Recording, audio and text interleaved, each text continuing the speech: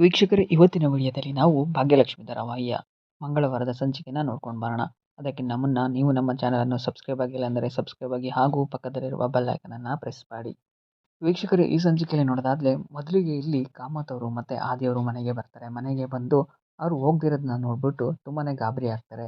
ನೀಕ್ ಅವರು ಯಾಕಂತ ಹೇಳಿದ್ರೆ ಅವ್ರು ಹೋದ್ಮೇಲೆ ಈ ಆಸ್ತಿ ಎಲ್ಲ ಅವಳದೇ ಆಗುತ್ತೆ ಮತ್ತೆ ಅವಳು ಇಷ್ಟ ಬಂದಾಗ ಖರ್ಚು ಮಾಡಬೇಕು ಅಂತ ಹೇಳಿ ಯೋಚನೆ ಮಾಡಿರ್ತಾರೆ.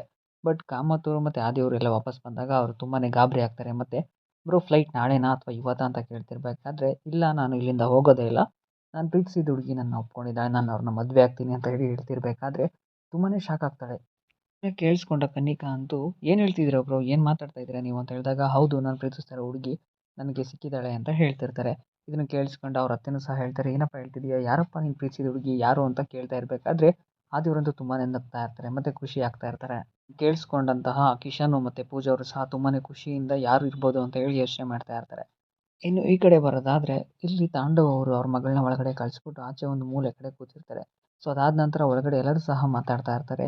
ಇವ್ರ ಅಮ್ಮ ಹೇಳ್ತಾರೆ, ಅಲ್ಲ ಅವ್ರನ್ನ ಕ್ಷಮಿಸ್ಬಿಟ್ಟು ನಾವು ಒಳಗಡೆ ಕರ್ಕೊಳ್ಳೋಣ, ಅವ್ರು ಮುಂದಿನ ಸಲ ಇಲ್ಲ ಅನ್ಸುತ್ತೆ ಬದಲಾಗಿದ್ದಾರೆ ಅಂತ ಹೇಳ್ತಿರ್ಬೇಕಾದ್ರೆ ಅದಕ್ಕೆ ಕುಸುಮ ಅವ್ರು ಉತ್ತರ ಕೊಡ್ತಾರೆ, ನೋಡು ಅವನು ತುಂಬಾನೇ ಭಾಗ್ಯಗೆ ಹಿಂಸೆ ಕೊಟ್ಟಿದ್ದಾನೆ, ಅವನು ಅವಾಗಿಂದನೂ ಹಿಂಸೆನೆ ಕೊಡ್ತಾ ಇದ್ದಾನೆ, ಮತ್ತೆ ಅವಳು ಏನೇ ಮಾಡಿದ್ರು ಅದನ್ನು ಒಪ್ತಾನೂ ಇರಲಿಲ್ಲ, ಮತ್ತೆ ಅವಳ ಎಮ್ಮೆ ಕೆಲ್ಸಕ್ಕೆ ಬರದವಳು ಅಂತ ಚುಚ್ಚಿ ಚುಚ್ಚಿ ಮಾತಾಡಿ ಅವಳ ಮನಸ್ಸನ್ನೆಲ್ಲ ನೋಯಿಸಿದ್ದಾನೆ.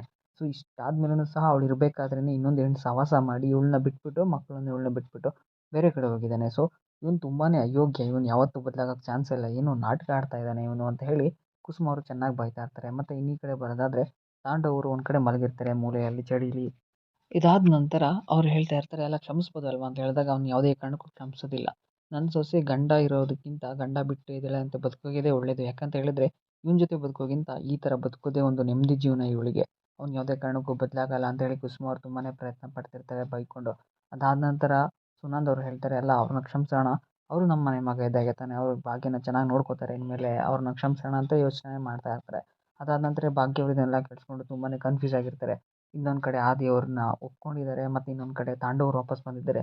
ಸೊ ಅವ್ರ ಮೈಂಡಲ್ಲಂತೂ ತುಂಬಾನೇ ಕನ್ಫ್ಯೂಷನ್ ಕ್ರಿಯೇಟ್ ಆಗಿಬಿಟ್ಟಿದೆ, ಯಾರನ್ನ ಒಪ್ಕೊಳ್ಳೋದು, ಏನು ಮಾಡೋದು ಈ ಪರಿಸ್ಥಿತಿಲಿ ಅಂತ ಯೋಚನೆ ಮಾಡ್ತಿರ್ತಾರೆ. ಇನ್ನು ಈ ಕಡೆ ಬರೋದಾದ್ರೆ ಕಾಮತ್ ಅವರು ಮತ್ತು ಆದಿಯವರು ಭಾಗ್ಯ ಒಳ್ಳೆ ನಿರ್ಧಾರ ತಗೋತಾರೆ ಅಂತ ಹೇಳಿ ನಂಬಿದ್ದಾರೆ. ಇದನ್ನ ಈ ಕಡೆ ಬರೋದಾದ್ರೆ ತಾಂಡವರು ಮಲಗಿರ್ತಾರೆ, ಅಲ್ಲಿಗೆ ತನ್ವಿಯವರು ಸಹ ಬರ್ತಾರೆ. ಅವ್ರ ಅಪ್ಪನ ಹಾಗೆ ಮಲಗಿರೋ ಪರಿಸ್ಥಿತಿನ ನೋಡ್ಬಿಟ್ಟು ತುಂಬಾನೇ ಬೇಜಾರು ಮಾಡ್ಕೋತಾರೆ. ಯಾಕಂತ ಹೇಳಿದ್ರೆ ತಾಂಡವರಂತೂ ಏನೂ ಬೆಡ್ಶೀಟ್ ಸಹ ಇರಲ್ಲ, ಚಾಪೆನೂ ಇರಲ್ಲ, ಹಾಗೆ ಮೂಲೆಯಲ್ಲಿ ಮುದ್ರಕೊಂಡು ಮಲಗಿರ್ತಾರೆ. ಇದನ್ನು ನೋಡಿದಂತಹ ಅವರು ತನ್ವಿಯವರು ತುಂಬಾನೇ ಬೇಜಾರು ಮಾಡ್ಕೊಂಡು ಅಳ್ತಾ ಇರ್ತಾರೆ. ಸೊ ಇನ್ನು ಈ ಕಡೆ ಯಾರೂ ಕ್ಷಮಿಸೋ ಪರಿಸ್ಥಿತಿಲಂತೂ ಇರೋದಿಲ್ಲ, ಸುನಂದ್ ಅವ್ರು ಮಾತ್ರ ಕ್ಷಮಿಸಬೇಕು ಅಂತ ಹೇಳ್ತಾ ಇರ್ತಾರೆ. ಇನ್ನು ಈ ಕಡೆ ತಾಂಡವರು ತುಂಬಾನೇ ಬದಲಾಗಿದ್ದಾರೆ ಅಂತ ಮೇಲ್ನೋಟಕ್ಕೆ ಕಾಣಿಸ್ತಾ ಇದೆ, ಬಟ್ ಅವ್ರ ಪ್ಲಾನ್ ಏನಿದೆ ಅಂತಲೂ ಸಹ ಗೊತ್ತಿಲ್ಲ.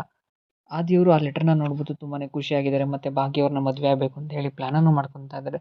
ಸೊ ವೀಕ್ಷಕರು, ಇಲ್ಲಿಗೆ ಒಂದು ಸಂಚಿಕೆ ಮುಕ್ತಾಯ ಆಗುತ್ತೆ. ಇನ್ನು ನೀವು ಹೆಚ್ಚಿನ ವಿಡಿಯೋಗಾಗಿ ನಮ್ಮ ಚಾನಲನ್ನು ಸಬ್ಸ್ಕ್ರೈಬ್ ಆಗಿ ಹಾಗೂ ಪಕ್ಕದಲ್ಲಿರುವ ಬೆಲ್ ಐಕನನ್ನು ಪ್ರೆಸ್ ಮಾಡಿ.